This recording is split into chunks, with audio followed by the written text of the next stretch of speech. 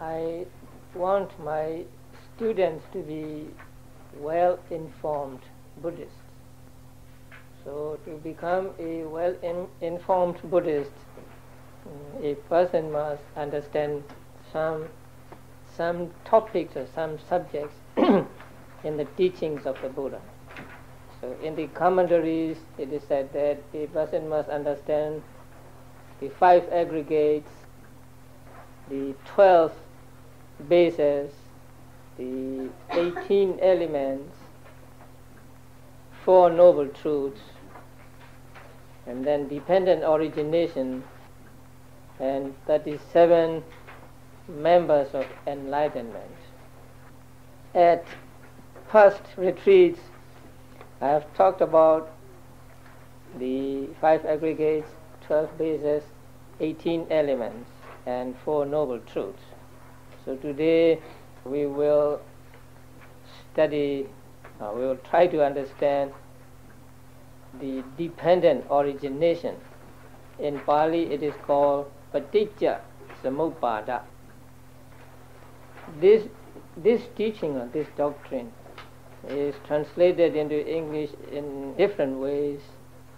Some translated it as conditioned genesis, and others as dependent origination, and also some others translated as dependent co-arising. Now, dependent co-arising. Co-arising means arising together. Although the Pali word samuppada can mean arising together, it may be a little misleading, because if we say co-arising, we will understand it to mean the cause and effect arising together. But in the links, in the teaching of Paticca Samuppada, in some links, cause and effect arise together, but in others, they belong to different times. So, if we say dependent co-arising, then it may mean just cause and effect arising together, and not cause and effect belonging to different times. So I think it is preferable to translate it as dependent origination or dependent genesis rather than dependent co-arising, because lately this translation, dependent co-arising, has become maybe more popular with people in the West. And this teaching or this doctrine is a very important teaching in the teachings of the Buddha. And we find this teaching only in Buddhism, only in the teachings of the Buddha. And it describes mental and physical phenomena as dependent upon each other. It teaches what we call conditionality of things. Things means conditionality of mind and matter. First, we must understand that this teaching, the dependent origination, deals with living beings only, deals with the world of living beings only. So we cannot explain the existence of inanimate things, existence of mountains, trees, and so on, with reference to the teaching of dependent origination, because it deals only with living beings. And this doctrine, this teaching is, as I said, an important teaching, because it teaches that with regard to living beings, there is nothing which is absolute. Everything related to or belonging to the living beings is conditioned by some other thing. So nothing is absolute, nothing is without cause. So there is always a condition or a cause for everything that belongs to living beings. And this doctrine is not created. I mean, the conditionality. The subject of this doctrine is conditionality. The conditionality is not created by the Buddha. It is said that whether the Buddhas arise in the world or not, there is this conditionality. And Buddhas appear and discovered it and then reveals it to the world. So Buddha was not the creator of conditionality, but the discoverer. And the Buddha discovered this doctrine just before he became the Buddha. Actually, he discovered it when he was still a bodhisattva. A bodhisattva means a person who has aspired for Buddhahood but who has not yet gained enlightenment. So I think you are familiar with the bodhisattva, say, sitting under the Bodhi tree and practiced meditation and became the Buddha. Now, on that day, I mean, I hope you all know on what day Buddha became the Buddha. What was that day? On the full moon day of May, right? Actually, on the night of the full moon day of May. So, in the evening, Buddha approached a tree and sit under that tree and sit cross-legged, and then he resolved that he will not break this cross-legged position until he became the Buddha. And then he practiced meditation. And during the first watch of the night, now the night is divided into three parts. So during the first part of the night, Bodhisattva gained jhanas and also the wisdom or ability to remember his past lives. And during the second watch of the night, that is midnight watch, he gained the wisdom to see beings dying from one existence and being reborn in another. And during the third watch of the night, the Bodhisattva contemplated on the doctrine of dependent origination. It is said that he went back and forth many times, and then after that he practiced Vipassana on the factors of dependent origination, on ignorance, on mental formations and so on. So he first discovered the dependent origination, and he contemplated on this doctrine back and forth, and then he practiced Vipassana meditation on the factors of dependent origination. At the end, he became the Buddha. So Bodhisattva, or the Buddha, discovered this just before his enlightenment.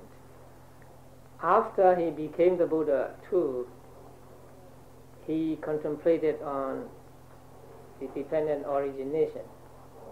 So after he became the Buddha, he spent 7 days under the Bodhi tree, and sitting under the Bodhi tree, he enjoyed the bliss of emancipation, and he contemplated on the doctrine of dependent origination in the due order and in the reverse order. And this doctrine of dependent origination is actually not easy to understand. So in order to understand it fully, then you need to have a knowledge of the fundamentals of Abhidhamma. That means you need to have a knowledge of the four ultimate truths. You need to have a knowledge of different types of consciousness, mental factors going along with these types of consciousness, material properties, and at least these three ultimate realities you need to know, you need to have knowledge of in order to understand and dependent origination fully. You also need to know the 24 modes of causality or 24 modes of conditions taught in the 7th book of Abhidhamma. Only when you apply the 24 modes of conditionality to the doctrine of dependent origination do you understand it fully and thoroughly. So tonight I will not go into minute details of the doctrine of dependent origination, and I believe you do not hope to understand it, say, fully with just one talk. It will need a series of talk to really understand the doctrine of dependent origination. But tonight I will explain to you just the fundamentals of dependent origination and just what you can understand without much knowledge of Abhidhamma. This dependent origination is like a garland of flowers. You can pick up at any place and then explain, beginning with that place you picked up. So you can pick up at the beginning and then go to the end, or you can pick up at the end and go back to the beginning, or you can pick up in the middle and go forward to the end or backward to the beginning. And that was what Buddha did during 45 years of his ministry. So whenever Buddha taught dependent origination, sometimes he start from the beginning, sometimes he pick up at the end and then went backward, or sometimes he pick up in the middle and go forward or backward. Now, where do you want to pick up? At the beginning or at the end?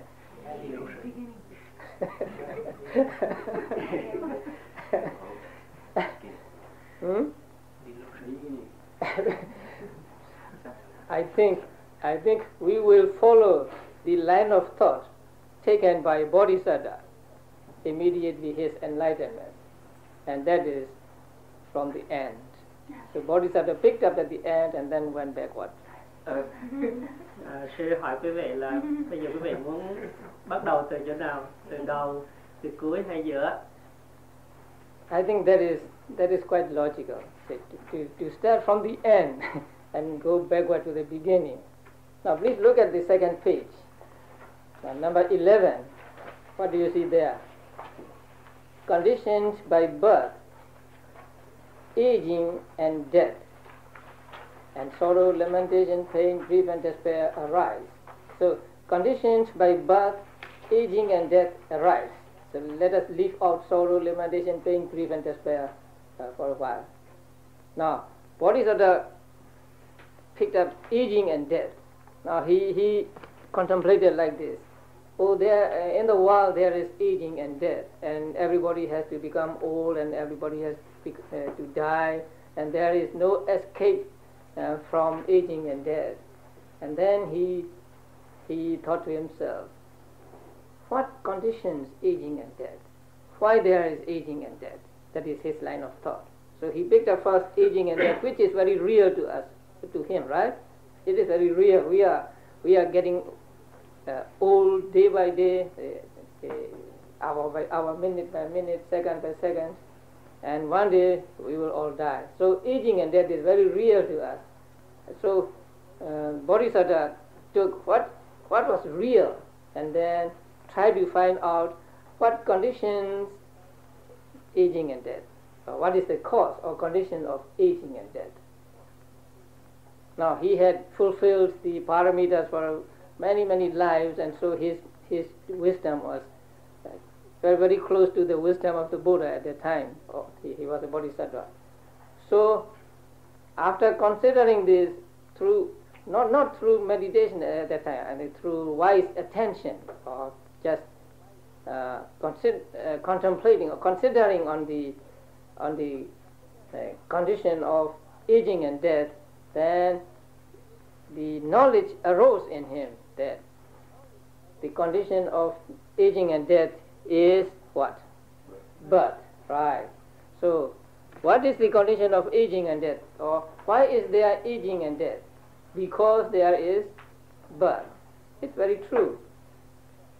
Why do we get old? Why shall we one day die? Because we had birth. We are born as human beings. We begin our life of human being with birth as a human being. So when there is birth, there is old age. Nobody can prevent us from being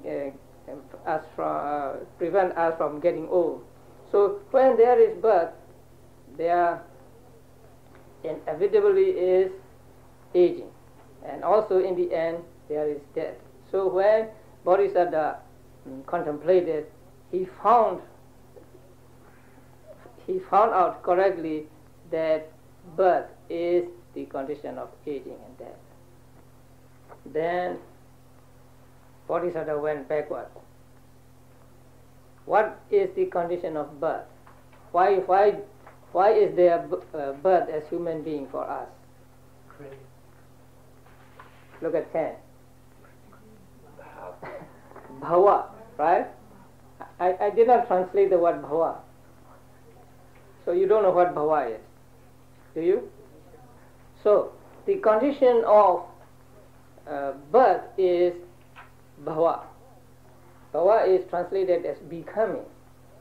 But we cannot translate the word bhava as becoming every time we see the word bhava. That is the trouble with, say, translating Pali, say, discourses into English or, say, in any language. Because we have to understand the context and then translate it according to the context. Here, bhava has two meanings. One is something from which some other thing arises.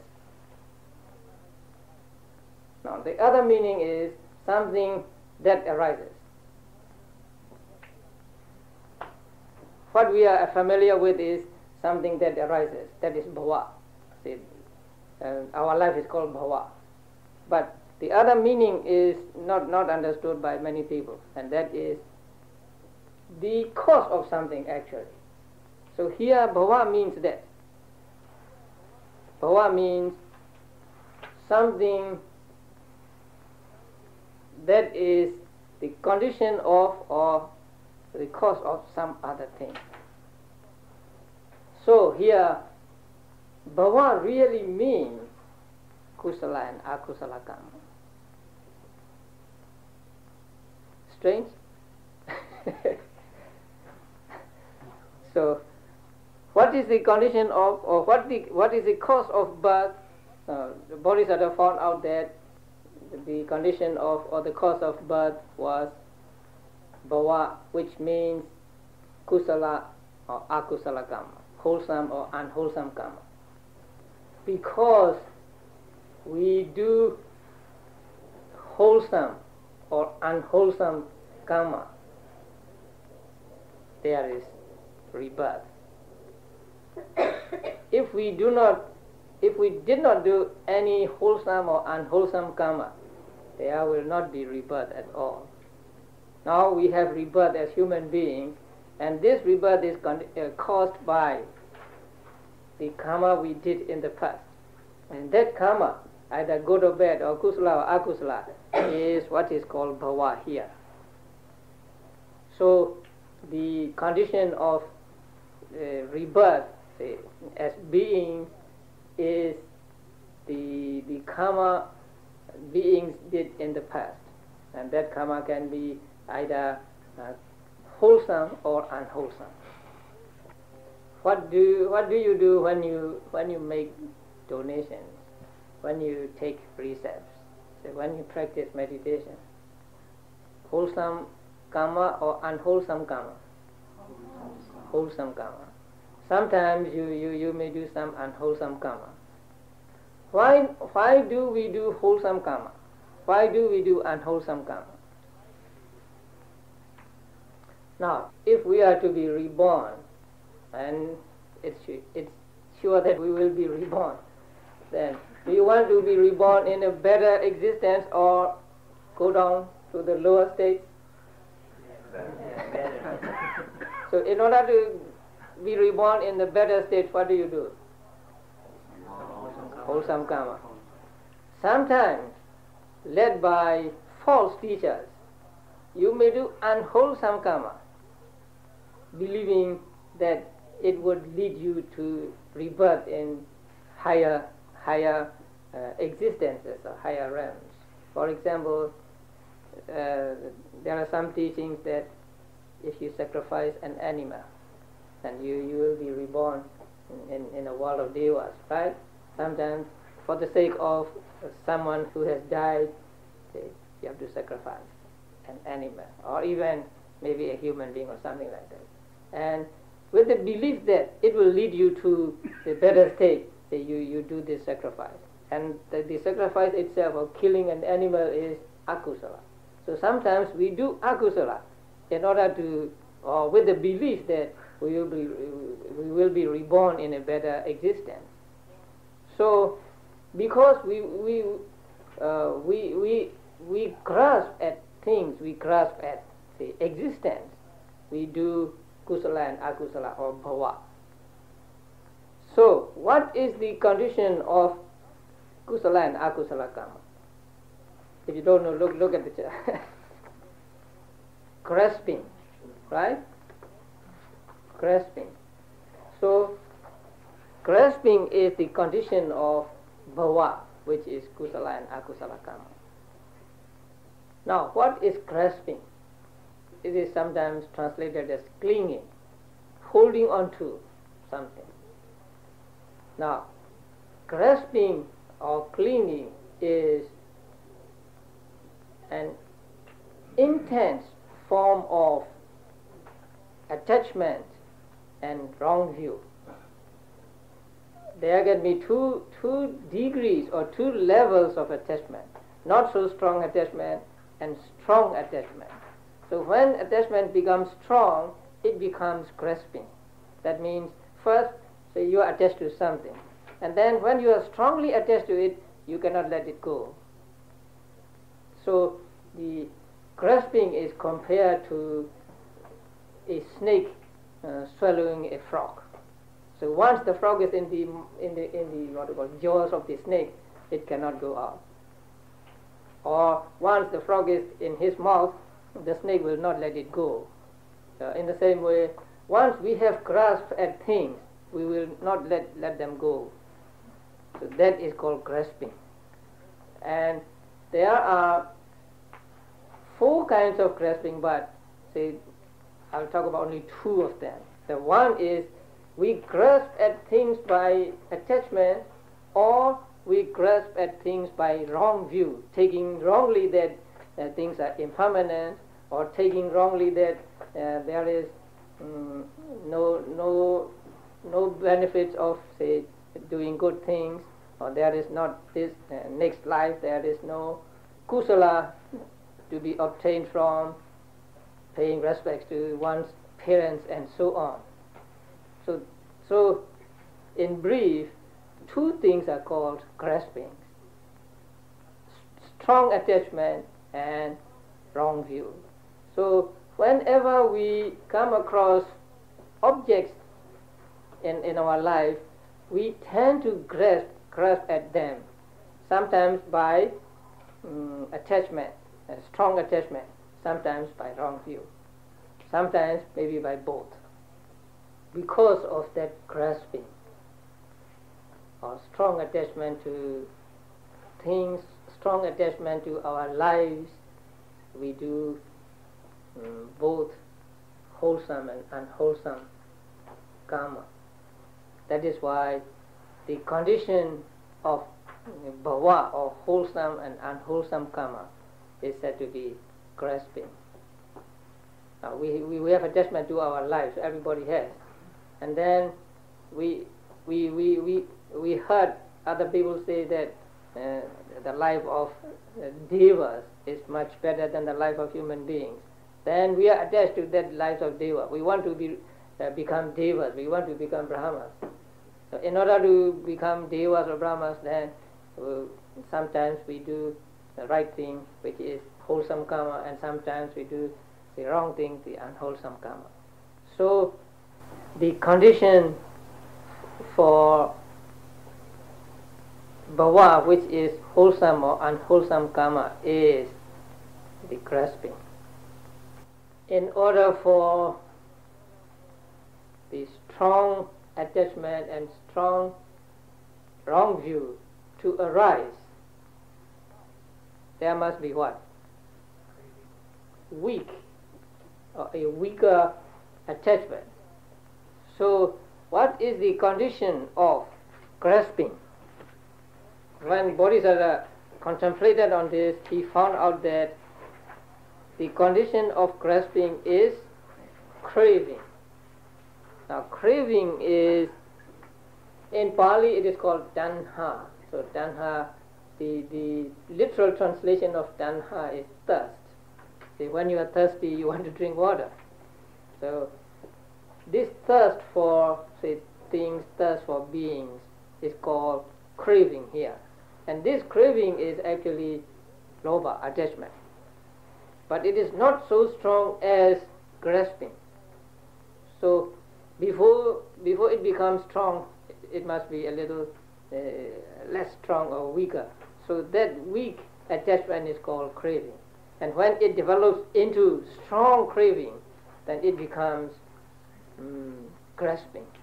So grasping has craving for its condition.